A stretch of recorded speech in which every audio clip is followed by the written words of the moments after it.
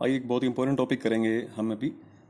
Topic है joint life policy को लेकर या फिर इंडिविजुअल लाइफ पॉलिसी को लेकर।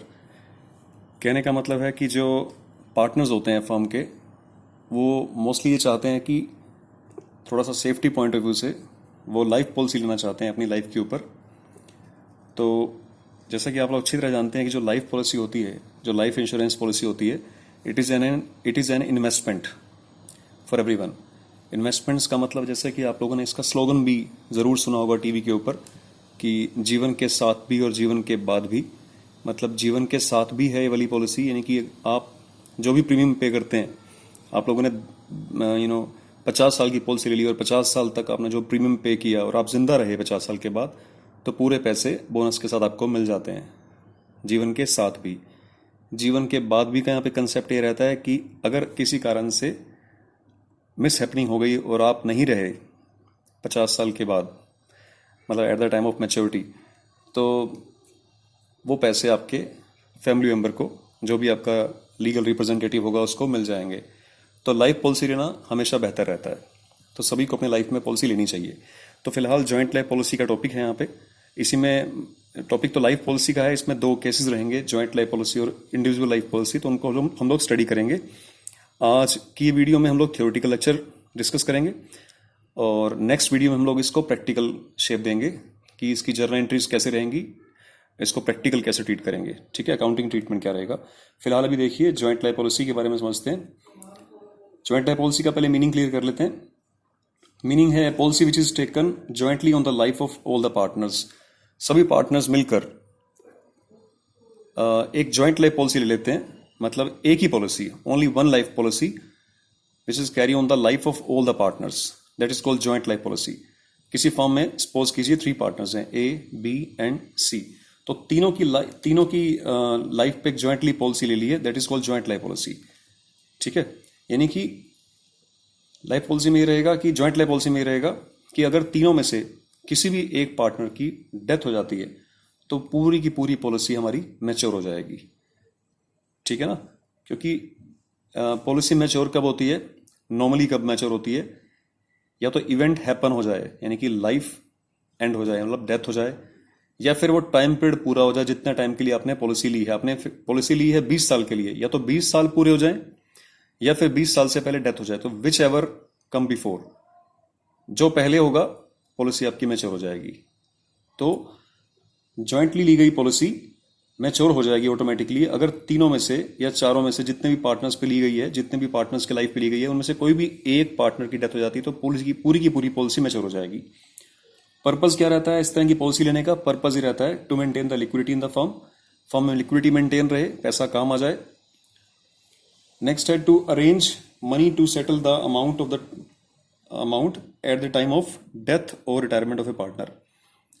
और ये अमाउंट बहुत मददगार होती है, बहुत हेल्पफुल होती है सेटलमेंट करने के लिए। जैसे किसी पार्टनर की डेथ हो जाए तो उसको पेमेंट देनी होती है, कोई पार्टनर छोड़ के जा रहा है फर्म तो उसे पेमेंट देनी होती है, तो पेमेंट के वक्त वो वाली अमाउंट काफ़ी हद तक काम आ जाती है, जो पॉलिसी की मैच्योरिटी पे मिलती है in the case of death. तो अमाउंट काम आ जाती है उसको पेमेंट देने के लिए, अदर पार्टनर्स के लिए काम आ जाती है, ठीक है। तो फिलहाल ये इन्वेस्टमेंट पर्पज से ली जाती है। तो जॉइंट लाइफ पॉलिसी का एक ड्रॉबैक है, जैसे कि मैंने आपको बताया कि पूरी की पूरी पॉलिसी मैच्योर हो जाएगी। 3 पार्टनर्स पे ली गई है तो तीनों में से कोई एक पार्टनर की डेथ हो गई तो पूरी पॉलिसी मैच्योर हो गई, वो वाली, है ना। अब इसी ड्रॉबैक को दूर करने के लिए कई बार फर्म क्या करती है, इंडिविजुअल लाइफ पॉलिसी ले लेती है। डिफरेंस क्या है एक जेएलपी में और एक आईएलपी में? डिफरेंस इसी चीज को लेकर है कि वहां पे एक ही पॉलिसी ली गई थी जॉइंटली, तो यहां पे क्या डिफरेंस है, instead of taking one joint life policy the separate policy is taken on the life of each partner. जैसे कि 3 पार्टनर्स है किसी फर्म में, ए, बी एंड सी, तीनों की लाइफ पे अलग अलग पॉलिसी ले ली गई है, that is separate life policy. मान लीजिए ए की लाइफ पे पॉलिसी ले ली गई है 2 लाख रुपए की, बी की लाइफ पे पॉलिसी ले ली है 1 लाख रुपए की, सी की लाइफ पे पॉलिसी ले ली है 50,000 रुपए की। तो टोटल लाइफ पॉलिसी जो चल रही है फर्म के लिए वो चल रही है 350, यानी कि 3.5 लाख रुपए की पॉलिसी टोटल चल रही है। लेकिन वो जॉइंट नहीं है, वो सभी की लाइफ पे अलग अलग ली गई है अमाउंट के हिसाब से, ठीक है। इसमें बेनिफिट क्या रहेगा कि मान लीजिए लेट अस सपोज की डेथ हुई है ए की, अब ए की डेथ हुई है तो ए की पॉलिसी मैच्योर हुई है, बी और सी की पॉलिसी कंटिन्यू रह सकती है, अदरवाइज जेएलपी में ऐसा नहीं होता था। वो पूरी की पूरी पॉलिसी, मतलब 3.5 लाख रुपए की अगर हम लोगों ने एक ही पॉलिसी ले ली है, तो जैसे ही किसी एक पार्टनर की डेथ होगी, वो पूरी की पूरी पॉलिसी मैच्योर हो जाएगी, पूरी पेमेंट में मिल जाएगी, तो इन्वेस्टमेंट पर्पज वहां पे एक बार स्टॉप हो जाएगा। यहाँ पे ऐसा नहीं होता। अब बी और सी रिमेनिंग पार्टनर्स हैं, आफ्टर द डेथ ऑफ ए, अगर वो बिजनेस कंटिन्यू करना चाहते हैं बी और सी, तो उनकी पॉलिसी कंटिन्यू रहेगी। ये बेनिफिट हो जाता है इसमें। तो इसके फीचर्स देखिए। फीचर्स, ये वाले जो फीचर्स हैं ये दोनों के लिए ही हैं, कॉमन फीचर्स हैं। एक तो ये कि premium of all the policies paid by the firm, जितनी भी पॉलिसीज ली गई हैं, चाहे वो ए की लाइफ पे हो, चाहे वो बी या सी की लाइफ पे या ज्वाइंटली ली गई हो, उनका प्रीमियम कौन पे कर रहा है? फर्म पे कर रही है। ध्यान रखिएगा, the premium is paid by the firm. कोई पार्टनर पे नहीं कर रहा। ए के नाम पे पॉलिसी 2 लाख की ले ली या सी के नाम पे 50,000 रुपए की ले ली, तो सी और ए को इससे कोई फर्क नहीं पड़ रहा है। ठीक है, फर्म का जो पॉलिसी का प्रीमियम कौन पे कर रहा है? फर्म। तो तीनों की तीनों पॉलिसीज फर्म की हैं। किसी एक अदर वे में बोलता हूं मैं कि तीनों पॉलिसीज तीनों की हैं। ठीक है, अगली बात, all the policies are the assets of the firm. जितनी भी पॉलिसीज हैं वो फर्म की एसेट्स हैं। ठीक है, एसेट्स क्यों? क्योंकि फर्म उसको मेंटेन कर रही है, फर्म उसके लिए पे कर रही है। अब इसको प्रैक्टिकली जब शेप देंगे हम लोग, तो इस पर 2 केसेस रहते हैं। पहला केस है when surrender value are not appearing in the books. Second है when the surrender value are already appearing in the books. Surrender value, अब सरेंडर वैल्यू क्या है? ये आपके लिए एक नया शब्द हो सकता है। सरेंडर वैल्यू होती है, surrender value it is the pre matured value of A life policy. For example, एक ए बी सी की लाइफ पे पार्टनर फर्म ने तीनों सेपरेट पॉलिसी ले ली। ठीक है, इंडिविजुअल लाइफ पॉलिसी ले ली। पॉलिसी ली है फर्म ने 20 ईयर्स के लिए, 20 साल के लिए फर्म ने पॉलिसी ले ली। ठीक है, सरेंडर वैल्यू को हम एक एग्जांपल से समझते हैं। It is the pre mature value of A policy. Suppose कीजिए ए बी सी 3 पार्टनर्स है किसी फर्म में, तीनों की लाइफ पे अलग अलग पॉलिसी ली गई है। ए की लाइफ पे 2 लाख रुपए की, बी की लाइफ पे 1 लाख रुपए की और सी पे 50,000 रुपए की पॉलिसी फर्म ने ली हुई है। ये तीनों की तीनों पॉलिसीज जो हैं वो 20 साल के लिए ली गई हैं। अभी 5 साल ही बीते हैं पॉलिसी लिए हुए और सी की डेथ हो जाती है। ठीक है, तो आफ्टर 5 ईयर जो सिचुएशन रहती है, क्योंकि सी की डेथ हो गई है, तो सी की जो पॉलिसी है वो मैच्योर हो जाएगी। मैच्योर हो जाएगी तो इसकी फुल अमाउंट यानी कि 50,000 रुपीज इंश्योरेंस कंपनी से मिल जाएगी। ठीक है ना, लेकिन ए और बी की पॉलिसी अभी मैच्योर नहीं हुई है, क्योंकि वो पॉलिसी मैच्योर होगी या तो इन दोनों में से किसी एक की, मतलब या तो ए की पॉलिसी मैच्योर होगी या तो ए की डेथ हो जाए या 20 साल पूरे हो जाएं, विच एवर इज बिफोर। इसी तरह बी में तो अभी फिलहाल ऐसा नहीं है, लेकिन सी की डेथ हुई है और सी के लीगल रिप्रेजेंटेटिव को पेमेंट करनी होती है। तो पेमेंट करने के लिए सी की तो अमाउंट पूरी मिल जाएगी हमें, है ना, फर्म इंश्योरेंस कंपनी से। लेकिन ए और बी की जो पॉलिसी है, मैं पहले कह चुका था कि ये तीनों पॉलिसी तीनों की हैं, यानी कि फर्म की हैं। तो इसमें सी के लीगल रिप्रेजेंटेटिव को ए और बी की लाइफ पॉलिसी में से भी हिस्सा मिलना चाहिए, क्योंकि तीनों का प्रीमियम फर्म ने पे किया और फर्म सिर्फ ए की नहीं है या ना बी की है ना सी की, तीनों की फर्म है।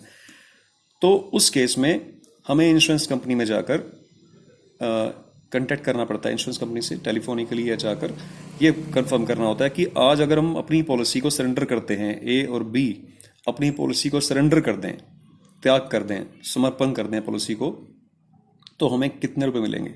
और इंश्योरेंस कंपनी कहती है कि सर सरेंडर वैल्यू आज की रेट में है 40%, क्योंकि अभी 5 साल बीते हैं, तो आपको 40% अमाउंट दे देंगे जितने आपने अब तक पे किए हैं। जितने अब तक आपने पे किए हैं उसका 40% अमाउंट आपको हम लोग दे देंगे।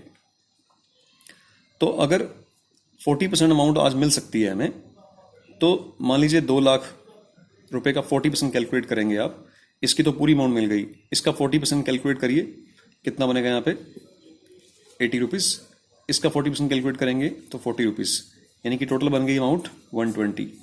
इधर से टोटल अमाउंट बनी 50, जो कि फुल अमाउंट मिल रही है हमें। ठीक है, अब सी को जो पेमेंट मिलनी होती है वो सी को पेमेंट दोनों में से मिलेगी। अच्छा, ऐसा भी नहीं है क्योंकि सी की डेथ हुई है तो 50,000, मतलब अगर सी का शेयर मैं कैलकुलेट करूंगा तो 50,000 रुपए में से कैलकुलेशन 50,000 में से भी इसको हिस्सा मिलेगा, जितना भी इसका हिस्सा होगा। मान लीजिए रेशियो 2:2:1 है सपोज तीनों का, तो इसका शेयर कितना है सी का 1/5, तो सी में से 1/5 यानी कि 10,000 यहां से मिलेंगे इसको, है ना। और 1,20,000 जो सरेंडर वैल्यू है इसमें से भी इसको एक 5वां हिस्सा मिलेगा, यानी कि 24,000 रुपये, ऐसे अमाउंट मिलती है इसमें। तो सरेंडर वैल्यू की जरूरत पड़ती है हमें कैलकुलेशन करने के लिए। Surrender value it is the pre mature value. आज हम उसकी matured pre mature value calculate कर रहे हैं कि आज अगर हम इस पॉलिसी को छोड़ दें तो कंपनी हमें क्या पैसे देगी, इंश्योरेंस कंपनी। और कंपनी कहती है कि हमें 40% अमाउंट देंगे हम आपको, तो 40% इन द सरेंडर वैल्यू, यानी कि आज उसे बुक्स में हम लोग ए की पॉलिसी को 80 में दिखा सकते हैं और बी की पॉलिसी को 40 में बुक्स में दिखा सकते हैं, क्योंकि उसकी सरेंडर वैल्यू है आज ये। ठीक है, तो आज की वैल्यू के हिसाब से डाइट पार्टनर का भी शेयर उसमें बन जाता है। तो ये टॉपिक था, ये थियोरिटिकल पोर्शन था। हम लोग नेक्स्ट वीडियो में इसका प्रैक्टिकल करेंगे और बहुत इंपॉर्टेंट प्रैक्टिकल है, एग्जाम में आता है। Thank you so much.